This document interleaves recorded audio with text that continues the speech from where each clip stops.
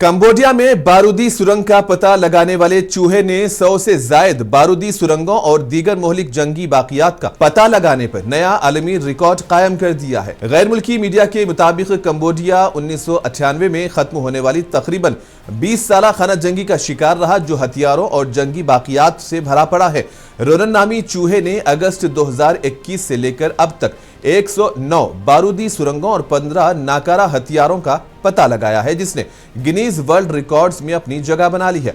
Ronan एक अफ्रीकी नस्ल का चूहा है। मीडिया रिपोर्ट्स के मुताबिक चूहों को ऐसे केमिकल्स को सूंघने की तरबियत दी जाती है जो बारूदी सुरंगों और मैदान जंग में छोड़े गए दीगर हथियारों में पाए जाते हैं। उनकी छोटी जसामत की वजह से बारूदी सुरंगों में धमाके का खतरा भी नहीं होता। एनजीओ का कहना है कि चूहे टेनिस कोर्ट के साइज के इलाके को तकरीबन 30 मिनट में चेक कर सकते हैं, जबकि मेटल डिटेक्टर की मदद के बावजूद इलाके को साफ करने में 4 दिन लग सकते हैं।